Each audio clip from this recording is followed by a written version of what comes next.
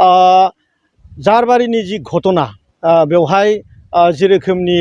दंफां लाबोनायाव सासे सुबुङा गावथार जाबाय दा आं सानो जेनेबा सिखावा माबायदि ट्रिट मोननांगौ दिनैनि दिनाव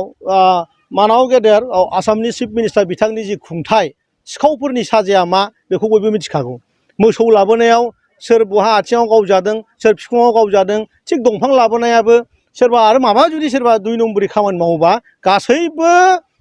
जायफोर बेफोरबायदि गाज्रि खामानि मावदों बेफोरबायदिनि फिनजाथाया बिदिनो जागोन बेखौ जों गोदोबो बुंदों दाबो बे जाबाय थागोन आरोखि राकेश सारनि बुंनाय बायदिब्ला मा दंफां दाननानै बन फाननानै जाग्रा मानसिखौ माने गावथारनायानो सलुसन नामा बर' जानानै बर'खौ गावथारबाय थागोन नामा बिदिथ' नङा नंगौ दंफां लाइफां जोबस्रांनाया दंफां दाननाया जों गाव गावनिनो खहा नाथाय बे बाथ्राखौ जायफोरा दंफां दाननानै जानानै दं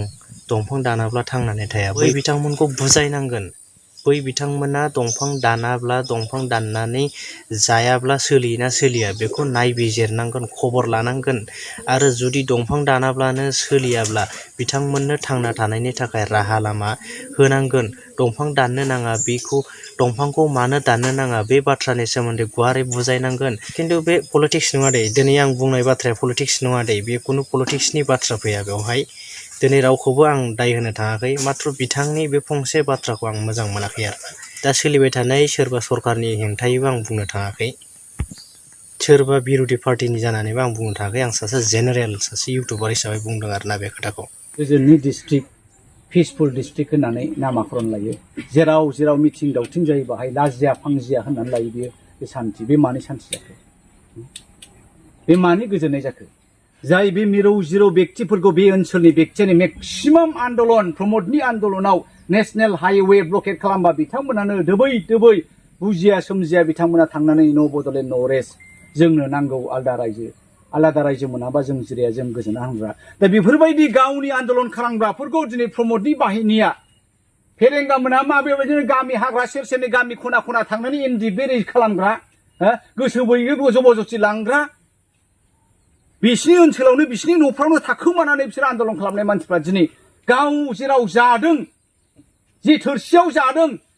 दिनै बे थोरसि होग्रा जाहोग्रा व्यक्तिखौ दिनै नायगार गावथारनाया बे फेरेंगानि हाबा जाबाय नामा दिनै फरेस्टनि मन्थ्रि फेरेंगाया मानो क्लियार खालामा एनजिअ नङा बियो एनजिअनि गावाखै फरेस्ट डिपार्टमेन्टआव अके फरेस्ट डिपार्टमेन्ट बबे केदारनि माब्ला एपइन्टमेन्ट जाया फेरेंगाया बेखौ होनो हागोन नामा नंखायथार बियो एखे नंखायथार जों मिथिगौ आसाम गभर्नमेन्टआ दिनै फरेस्ट डिपार्टमेन्टआव मानसि नांगौ गोदानै रिक्रुइट खालामनो हाया मा खालामो बिसोर एनजिअफोरखौनो बाहायो थाइसे थाइनै होनानै दिनै बिसोरनो अस्त्र होबाय गावनो होननानै जुदि बे फरेस्ट डिपार्टमेन्टनि नङा बेखौ प्रुफ होनो हाया बियो सोर बे अस्त्र लाग्रा व्यक्तिया सोर बेसेबां दुखुनांथाव दिनै बे नानियानै उन्दै हिनजावसा दङ बे गथ' सानैखौ सोर नायगोन बिनि बिसिखौ सोर खांगोन सोर फिगोन गरजन मुसाहारि बिथाङाबो सासे पलिटिशियान माने बै जाय एनकाउन्टार खालामजानाय बे न'खराव थांनानै माने नुजाथिहैदों आरोना माखासे बाथ्रा बुंहैदों आरोना थ' बिथांनि माखासे बुंनाय बाथ्राफोरा नंगौ नंनायालाय बिथांखौ पार्सनेल सासे गरजन हिसाबैसो आं नायदों बा खोनासंदों आरोना बिथाङा सासे बिराद मोजां पलिटिशियान बेखौ आं बुंनो थाङाखै बिथाङा न'खरनो मोनसे अफार होदों जे बिथांमोना गावनि होनाय अफारखौ एक्सेप्ट खालामोबा बे न'खरनि सानै हिनजावसा गथ'नि मादाव सासे हिनजावसाखौ माने 10 थाखोसिम फ्रियै फरायहोगोन गाननाय जोमनाय फ्रि होगोन थ' बे बाथ्राखौ बुंदों आरोना थारैनो बेखौ जुदि मावनानै देखायोब्ला थ' बियो जोबोद मोजांनि बाथ्रा थ' जियानो जाया मानो दंफां लाइफां जोबस्रांनाया दंफां दाननाया जों बयनिबो खहा बेखौ जोंनि बर' हारिनि गोबां जाम्बा जाम्बि सुबुंफोरा मोनथिया थ' बेखौ जोङो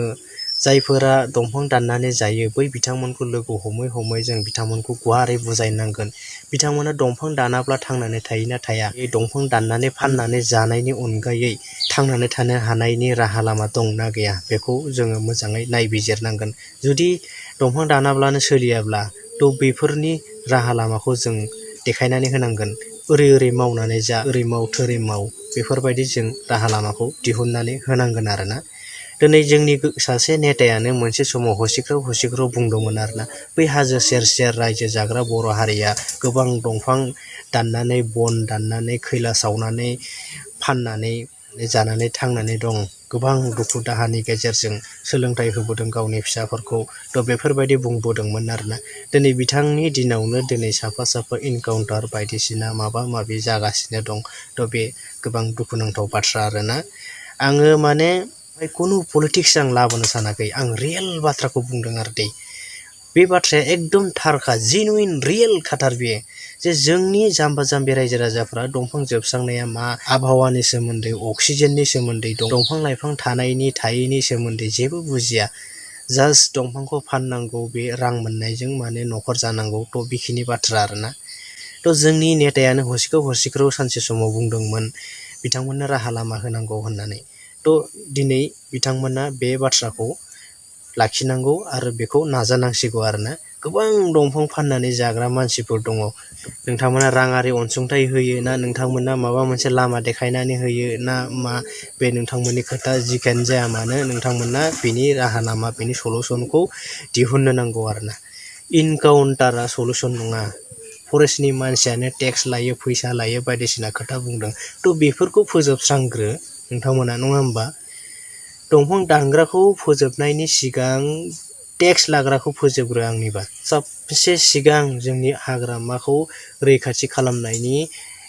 आसोल थांखि गाहाय थांखियानो जाहैबाय माने बै सोरबा टेक्स लाग्रा बैखौ माने फोजोबस्रांग्रोनांगोन बिनि सायाव गोख्रों नायबिजिरनाय जाग्रोनांगोन आरोना थ' एसेनोसै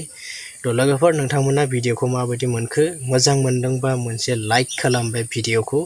चेनेलाव गोदानबा बे चेनेलखौ साबस्क्राइब खालाम हायोब्ला बे भिडिअखौ शेयार खालाम